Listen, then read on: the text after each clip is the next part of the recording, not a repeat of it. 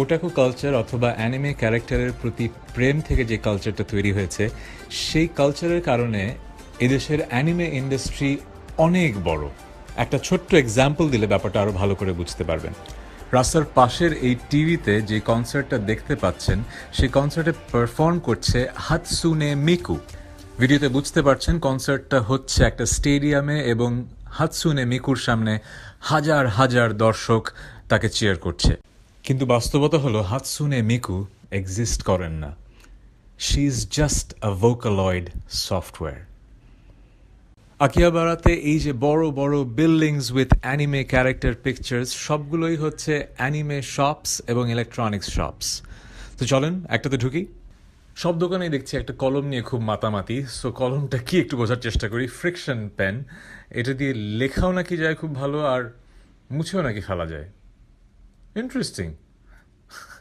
এই দেশে মনে হয় চেক সাইন করা খুব কঠিন একটা ব্যাপার হবে। আমি এখন যে স্টোরটায় আছি, আকিহাবারের বেশিরভাগ স্টোরই এমন গ্যাজেটস এবং অ্যানিমে ক্যারেক্টার টয়েস। বাট আমি যেই মুহূর্তে টয়েস বললাম, অ্যানিমে ফ্যান্সরা কিন্তু আমার উপর একেবারেই খেপে গেলেন, কারণ এগুলো টয়েস না, এগুলো কালেক্টেবলস। আর মোস্টলি অ্যাডাল্টরাই, প্রাপ্তবয়স্করাই এগুলো কালেক্ট করে থাকেন। অনেকেই ভাবছেন যে টয়েস না বলে কালেক্টেবলস বললাম কেন। বেসিক্যালি যখন খেলনা পুরনো হয়ে যায় আমরা ফেলে দিই, কিন্তু এখন আমার সামনে যেই ক্যারেক্টারগুলো দেখতে পাচ্ছেন, এগুলো কিন্তু ফেলে দেওয়া হয় না, কারণ এগুলোর ভ্যালিউ দিন দিন বাড়তে থাকে। একটা উদাহরণ দিলেই বুঝতে পারবেন, অ্যাস্ট্রো বয় নামের একজন ক্যারেক্টার আছে, যার একটা কালেক্টেবল এই মুহূর্তে $25,000 লিস্ট করা আছে, মানে প্রায় 20 লক্ষ টাকা।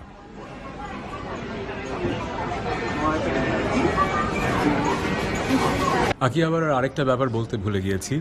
স্টোরস তো আছে, এছাড়া আরও যেসব বিল্ডিং দেখতে পাচ্ছেন এগুলো হচ্ছে আর্কেডস, গেম জোনস। সেগা নামটার সাথে তো সবাই পরিচিত। সো এখানে সেগার এই বিশাল বিল্ডিংটির প্রতিটা ফ্লোরই is basically arcade floors for gamers of all edges.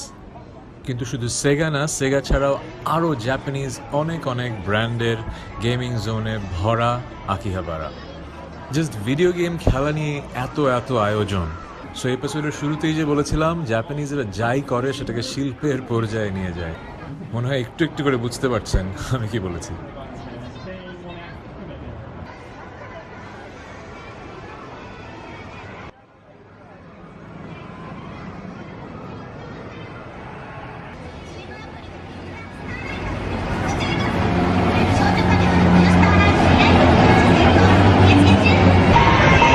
Anime character overdose হয়ে যাচ্ছে, আমি আর নিতে পারছি না। Let's go to another part of this.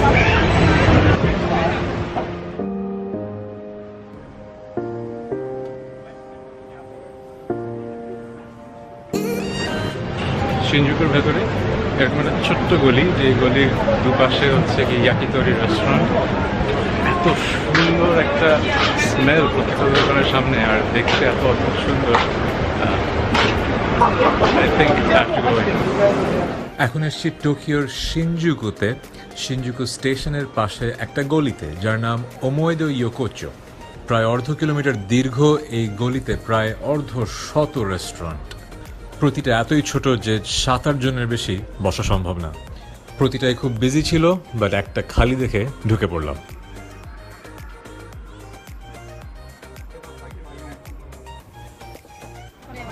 手羽先だけ4本ね。はい。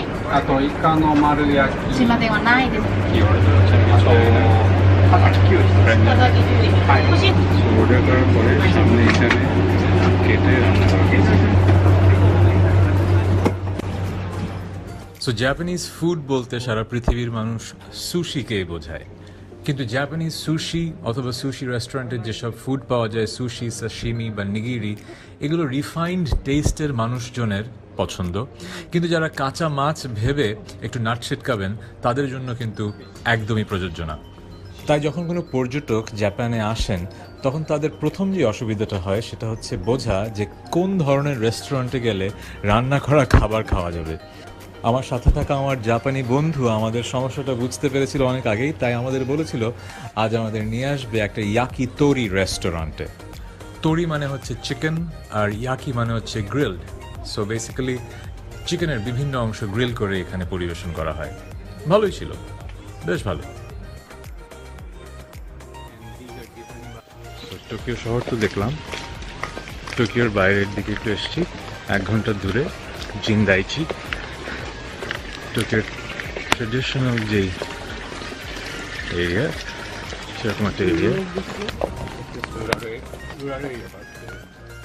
Tokyo থেকে 1 ঘন্টা দূরে সিটি অফ সাকুরাতে জিনদাইজি টেম্পল। টোকিওর কসমোপলিটন ফিল থেকে বাইরে এসে যদি একটু গ্রামের ফিল আপনারা নিতে চান তাহলে আমি শুনলাম জিনদাইজিতেই আসতে হবে। টোকিও শহরের আমেজ তো ভালো লেগেছিল, কিন্তু এখন যে পিসফুল এবং সেরিন এবং শান্তির একটা জায়গায় পৌঁছে গেছি সেটা আসলে ভাষায় প্রকাশ করতে পারছি না। সো কয়েকদিন ধরেই টোকিওতে আছি, যে কোনো শহরের মতোই high rise buildings, lights and people.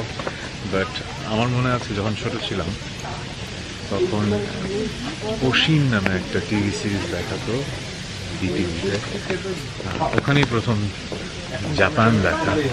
আর সেই ট্রেডিশনাল জাপানটা আজকে অ্যাকচুয়ালি ফার্স্ট দেখতে পাচ্ছি। Beautiful. It's really beautiful.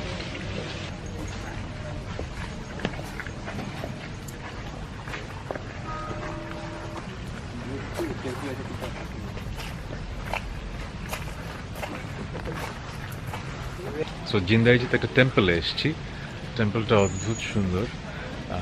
আমার যিনি বন্ধু আছেন তার কাছে শুনলাম এরকম সবগুলো টেম্পলেই বেল থাকে, যে বেলগুলোকে কানে বলে।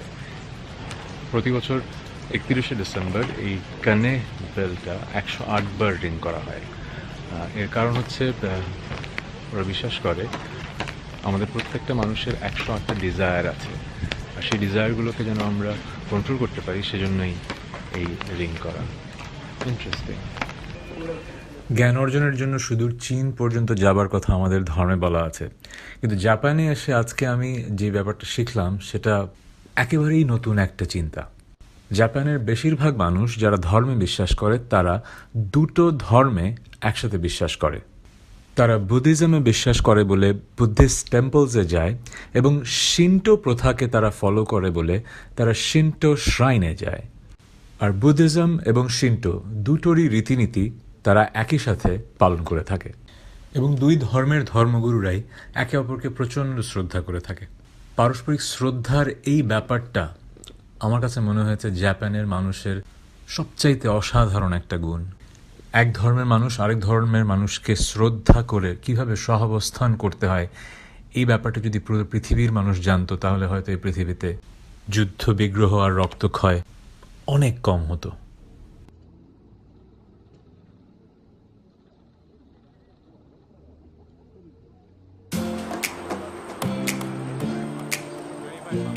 সব দেশের সব মেজর সিটিতেই এমন কিছু জায়গা আছে যেখানে ফরেনাররা নিজেদের জায়গা হিসেবে বেছে নেয়, ডিপ্লোম্যাটিক জোনস থাকে এবং কর্পোরেট হেডকোয়ার্টার্সগুলো সেখানেই হয়। আমাদের দেশে যেরকম গুলশান, বারিধারা এবং বনানী। টোকিওর যে জায়গাটায় বিদেশিদের সমাগম সবচাইতে বেশি এবং বিদেশি রেস্টুরেন্টসও বেশি, সেই জায়গাটার নাম হচ্ছে রপঙ্গি। আর রপঙ্গিতে রিসেন্টলি কনস্ট্রাক্ট করা হয়েছে রপঙ্গি হিলস নামে একটা mega structure with high-rise buildings with offices, residential complexes, parks and performance theaters. আর আমি এখন আছি রপঙ্গি হিলসেরই একটি আরবান ওয়েসিস পার্কে। শহরের ভেতরে পার্ক যে কতটা জরুরি একটা স্থাপনা তা পৃথিবীর সব বড় বড় শহরগুলোতে গেলেই বোঝা যায়।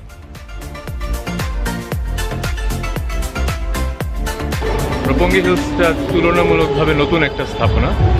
এখানে শপিং আছে, অফিস আছে, কনসার্ট হলস আছে। এখানে কনসার্টের প্রস্তুতি চলছে। So if you come to Tokyo and Roppongi, you should definitely come to Roppongi Hills.